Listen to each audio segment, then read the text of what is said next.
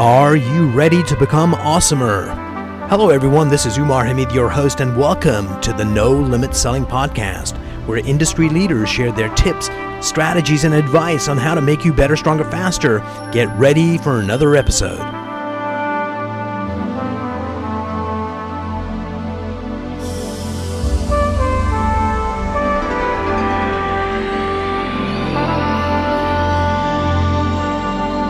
Hello everyone.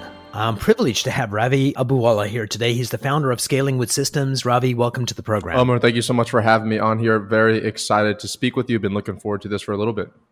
So you reached out to be on the podcast and I was like, who's this Ravi character that wants to come on? So I looked at your stuff and I went to a webinar that you had that was in the can and it blew my mind. So tell me about what it took to create that webinar. We're going to put a link to it in the show notes because if you're listening to this, you need to see that. Yeah, so it's pretty much the accumulation of, I'm a big fan of foundational copywriting, foundational marketing, foundational sales. That's what I teach all my clients as well. And, They really believe in long form, right? So long form copy, long form sales letters, long form everything. And so most people you see online, they kind of talk really high level and it's very, friffy and you're not really learning anything, where I was like, well, how can I stand out in the marketplace? So, I have adverts that are, books long, like pages and pages long. And then I have my webinars that I have on here as well. We're diving inside of my company. So I'm lucky enough that I've been able to scale a few companies to 7 figures, so I can speak about it pretty easily. But whenever you're talking about things as like product market fit, outbound prospecting, paid advertising, it does take a little bit of time. So, but yeah, it was an absolute blast to create. And the funniest part about it, Umar, was the first time I shot it, it's about an hour and 10 minutes, hour and a half. First time I shot it, the audio wasn't recording. So I had to go back again and shoot it again. And I've done that a few times. You know what's amazing is when that happens, is a horrible thing to have happen, but always, always, always, when you go to redo it, you do it better. Yeah, the second take is always better. Yeah. Well, you just definitely don't want to have it happen again. So you're like, this is going to be the best one. Absolutely. So one of the things that I noticed was is that a lot of people have this fear of, I'm going to share my expertise and they'll take all the expertise and they'll run away and I'll lose a customer, which turns out to be complete bullshit. If you kind of hesitate on sharing your knowledge, you don't attract as many people. When you give away things freely, they go, oh my God, you're an expert. I got to work with you. Yeah, and it's funny too, because I'm so happy you brought that up. I had a call yesterday with one of my clients who's starting a YouTube channel to start generating some more leads. And he's like, you give away the farm on your YouTube channel, right? I don't want to give away that much stuff away because the exact same reasons that you asked. And it's a valid concern. But I really subscribe to 2 different things. The first ideology is by Dr. David Buss, Evolutionary Psychology, but it's pretty much law of reciprocity. If you give something to somebody, they in turn will most likely, if they can, in some way reciprocate, right? Whether it's buying from you, sharing your stuff, liking your stuff, whatever it is. And so that's why I like to put out great content for that reason. But the second reason, which a lot of people don't realize, is inadvertently, people subconsciously correlate the quality of your content with the quality of your product or service. So if I was to put out terrible content, really high level, not really go into anything, then everyone's gonna be like, oh, this guy's probably just like a fake. Yeah, he's a poser, whatever it is. But if I go really in depth and blow people away, they're like, I just got this for free on his YouTube channel. What happens if I pay this guy some money? What kind of content would I get from there? Absolutely. And the other part is I have tried a million things myself and I suck at a lot of things, especially like handyman kind of stuff. It's much better to pay a professional. And when someone gets the farm from you, there's going to be a small percentage of people that are going to go, thank you very much. That was awesome. I'm going to go execute. And they're going to do a good job. But there's going to be a ton of people that are going to try it and fail miserably. And the smart ones are like, I'm not even wasting my time. Let's just hire this guy who knows how to do it. And he's going to help me get to the finish line a lot faster than anyone else. Yeah, it's pretty funny that you bring that up because that's exactly how I think as well. Because the people that are going to take it and do it on their own, they were never going to buy from you in the first place, right? So like, what is the, why even worry about those kind of people? So just like long form copy, like no one's going to read it. No one's going to watch these long form videos. If you are speaking to your target market, they will, right? Because like there's actually a shortage of quality content, in my opinion, that speaks directly to a niche on the internet. And if you're able to deliver that to people, they'll just consume. They'll just click refresh on the page until you launch a new blog, a new YouTube video, whatever it is. Going back to long form webinar. Anyone can do a long-form webinar, but it takes a trick to do a long-form webinar that keeps people glued to their computer. So it has to be high-quality content, and it has to be laid out in a specific way that unfolds the story as you go. So how do you How do you make that Yeah, I would happen? love to be able to claim that I came up with it, but I'm the first to give out credit where it's due. And so I really love and I teach foundational stuff, like I said a little bit earlier on. So one of my favorite people of all time is Dan Kennedy. He wrote the Ultimate Sales Yes. Letter. You know exactly who he is. Great book.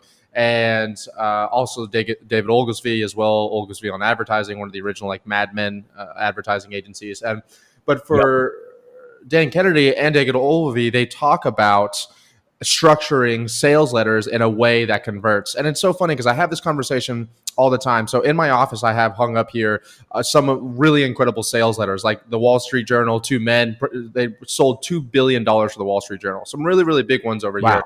And the reason why I have those hung up there is because back then your sales letters, you had to send them in the mail. So they had to be letters in the mail. And then once you got them in the mail, you had to open them. Then when you opened them, you read them while you're sitting down. And then if you liked it, you had to go, the letter had to be good enough that you had to go to your, car or your drawer, pull out your wallet, get your credit card, and then you would write down or get your checkbook, write it out, then send it back in the mail. And then you'd have to wait 14 days, and then you'd get whatever you bought. And so I respect those people a lot because, in my opinion, there was a lot larger obstacles versus today where it's like watch the webinar, book a time, buy, right? Or watch the webinar, buy on the webinar if it's something like that. And Right. everyone's used to instant gratification. And so the reason I bring all that up is just because I like the way they do their styling. So that's how I do it, where you actually you start with a really strong, bold claim for us, and it has to be something you can back up. How you can scale a business from 0 to 7 figures in under 6 months while retaining 50% profit margin. I've done that before, so I can make that claim. Then there's proof below it. So why should people listen to you? Because they definitely, as soon as I said that, I know a bunch of people on here is like, he's not telling the truth. He's a liar, right? And then you show proof for it. And then you walk them through your background story. You walk them through unique insights. You walk them through, their options of doing it on their own. So there is definitely, what we teach inside our program, definitely a formula that you have to follow. And once you understand what that formula is, whenever you're watching any webinar or any kind of ad or anything like that from now on, you're pulling, oh, that's him adding the credibility. There you go. Well, I won't take credit for it, but it's cool to watch it. So that's just how my mind works. I geek out on that kind of stuff. Brilliant. So let's talk about scaling with systems, because most people hate freaking systems, but you can't build a business without them.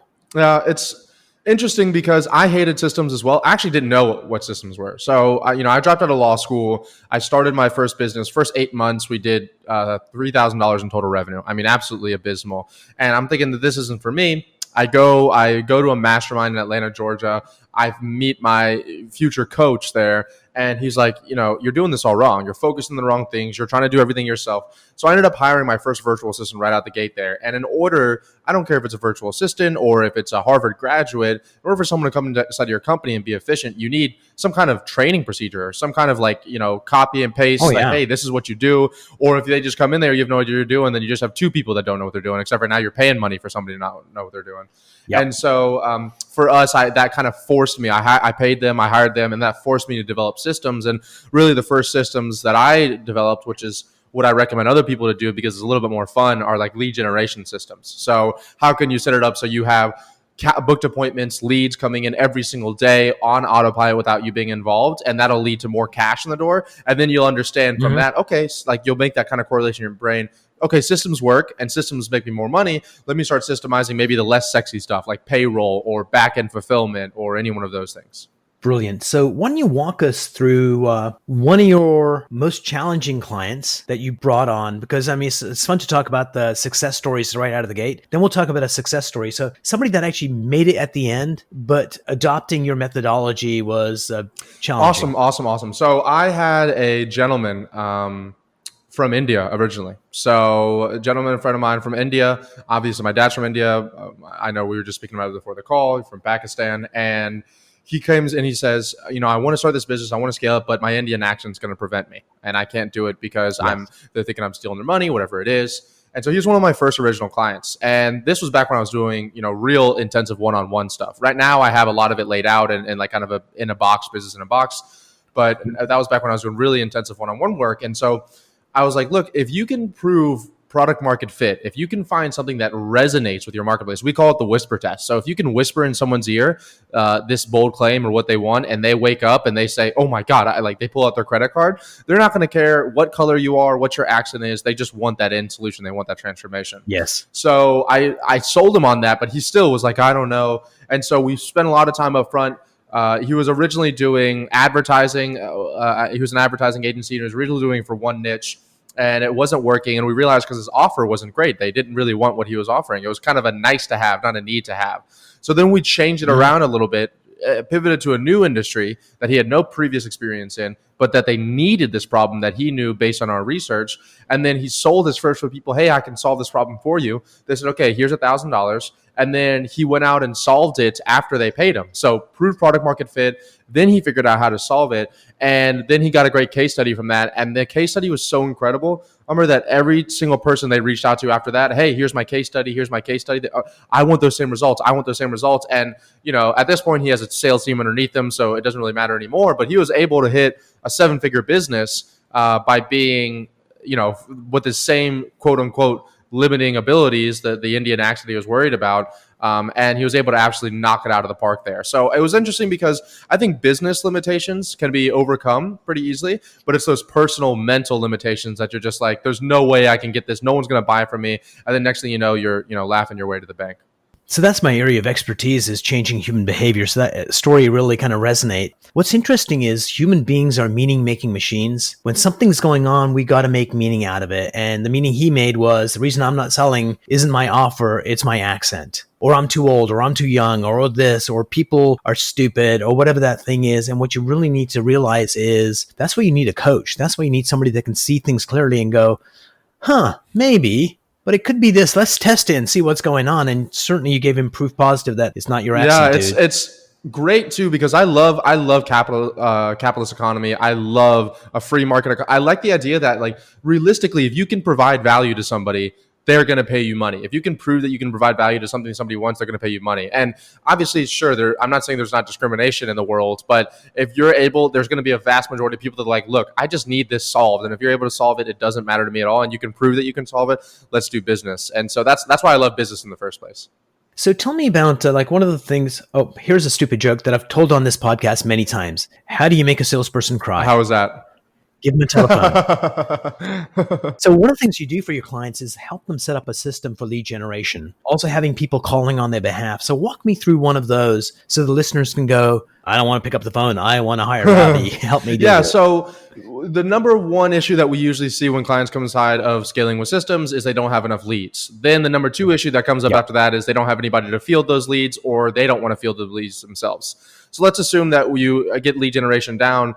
Well, the great thing about the first step there is inside scaling with systems, we give our clients a fully trained virtual assistant. So we have virtual assistants in the Philippines. We train them on about a 60-day training program so they can learn the same stuff that pretty much our clients are learning, but how to actually implement it, how to create sales funnels, how to do outbound messaging, how to do cold calling, whatever it is. But a lot of times what will happen is after you get to the point that the person's like, look, I'm interested in what you have to offer. I'd like to speak a little bit more. That's usually when people freeze up on the phone. And so you kind of have two options there. Right. Number one, we have a whole high ticket sales process formula inside of Scaling with Systems. It's incredibly in depth. We've sold over $5 million in about 2 years. And I broke down the exact process that we did in order to do it. But the second option is, pros or cons, there's about 40 million unemployed Americans in the United States right now. And the nice thing about business, once again, is that you are able to find, really quality people, and the universal laws apply. So, hey, for us, we look for hungry, competitive people that are willing to learn. All of my sales reps have played competitive sports in the past because I want them to be really competitive against each other. Right. And so some of the things that we teach inside Scaling with Systems is where to find these reps and then how to use systems to ramp them up so that you're not having to spend your time on them so that they're able to take calls for you. And the interesting part about it is could be 30 days in, could be 60 days in, could be 90 days in, but all of a sudden you have a virtual assistant that's doing all your lead generation for you, that's teeing up appointments, and then you have a sales rep that's fully trained, that you didn't even have to train, that's taking these appointments for you. So that is when you start talking about waking up in the morning with payment notifications on your phone, with your merchant process, your cash register ringing, and you're not being involved in the process at all. Brilliant. You were talking about, about going after athletes. I was just doing a podcast interview earlier today with Cameron Howard, and he is the CEO, or used to be, of 1-800-GOT-JUNK. Oh, yeah, sure. He said when they started, they just hired Yeah. athletes and that were like driven to succeed and go make it I happen. love it. It's literally in our application process is like, what competitive sports have you played in the past? Because, it's not only will they compete against themselves, but especially in like a sales team, we have like leaderboards that we post inside of our. And by the way, I run a 30-person team. Everyone is remote. So you don't have to be anywhere in the world. Like none of these salespeople are next to each other. Everybody's remote. But that's kind of the nice thing about the time that we live in right now. It doesn't really matter too much. And so, we have a 12-person sales team. Everybody's from United States to Europe to Southeast Asia, all across the world and Australia. And they're still able to have kind of that camaraderie and that competitive edge that is the whole reason we were looking for these, sports players in the first place. But Ravi, you don't understand. If they're not together, we won't be able to build. I mean, going back to Cameron for a second, I was asking him just before we finished up, I'm not sure if we recorded it. It's like, hey, you're famous for public speaking. How's that happening in the time of COVID? And he says, I just spoke in India. And instead of flying over there and getting my shots and going through all that dreadful process that I did it for a smaller amount, but I basically had a cup of coffee, came to the computer and did it. They're happy. I'm happy. Created the interaction. And so it's a new world. This COVID has a lot of negatives, but it's also changed this new world that we were envisioning of being connected no matter where you are and doing business.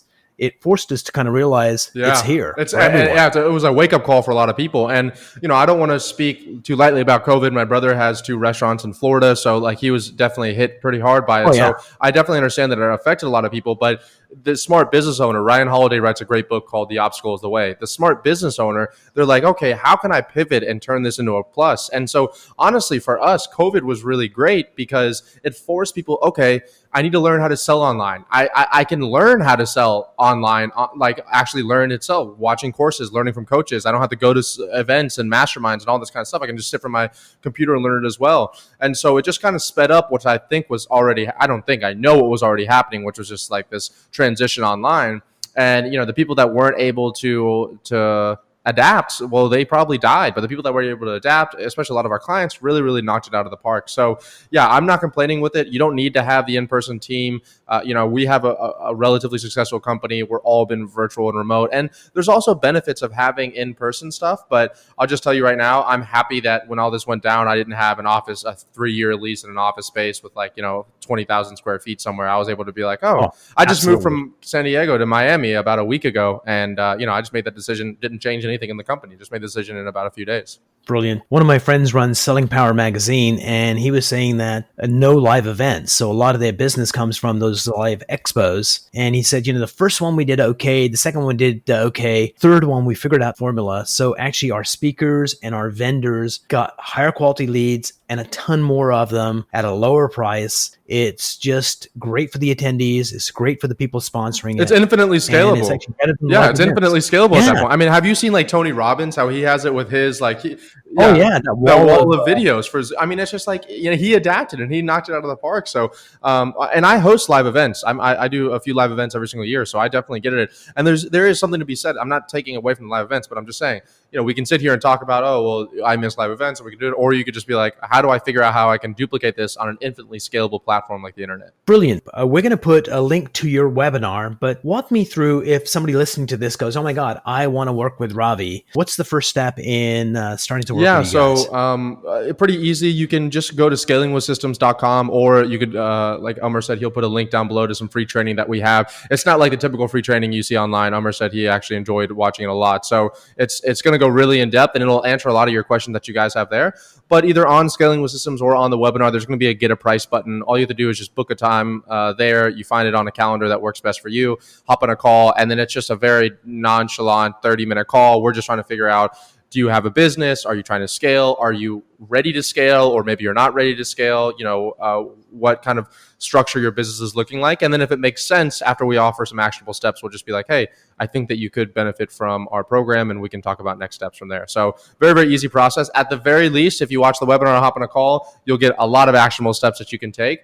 And then at the very best, you might be able to, 3, 4, 5, 6 times your business over the next 90 days. Brilliant. So Ravi, before we take off, you run a business, you lead people remotely. Give us 3 pieces of advice that people listening to this, that they could implement today to just build better companies. Yeah, so the first thing I'd probably say is kind of what I said in the middle of it, but you need to remove yourself from arguably the most important position inside of your company, and that's lead generation. I mean, without leads and new flow coming in, you're pretty much just at the whim of the society, the world, the government, whatever you want to say, right? So the first thing you do is, okay, how have I been getting leads in the past 3 months, 6 months, 9 months, 12 months? And how can I create, it could just be a quick little video on your computer or on your phone. How can I hire someone to do this for me? And that'll remove yourself from the process, which you need to do because let's be honest, you're not going to do cold calling or cold emailing every single day. So first one is remove yourself from the lead generation process. The second one is, for me personally, was hiring based on soft skills, training on hard skills. So hiring people that believed in the vision, believed in what we were doing, that had the competitive edge, right? That believed in teamwork, that believed in where we were going, that likes kind of the win-win situation for us with the virtual assistants and our clients, that would work for free if they needed to.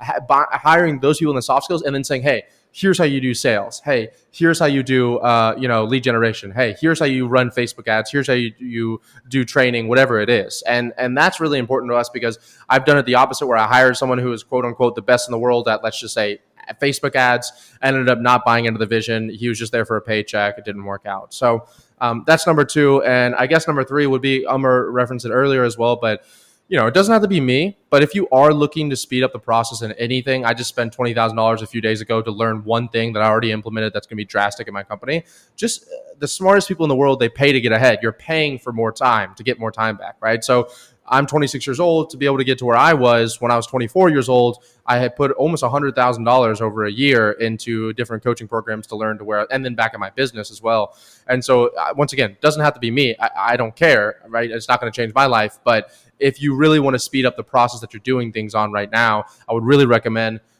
purchasing into someone's program, learning from a coach that's been exactly where you want to be. And at the very least, you'll learn something interesting about yourself, or you'll learn that maybe something's too good to be true. But at the very best, like I said, you might see some incredible growth in your business.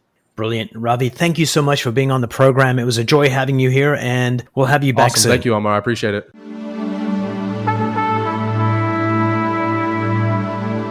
If you enjoyed this episode, please go to iTunes and leave a 5-star rating. And if you're looking for more tools, go to my website at nolimitselling.com. I've got a free mind training course there that's going to teach you some insights from the world of neuro-linguistic programming, and that is the fastest way to get better results.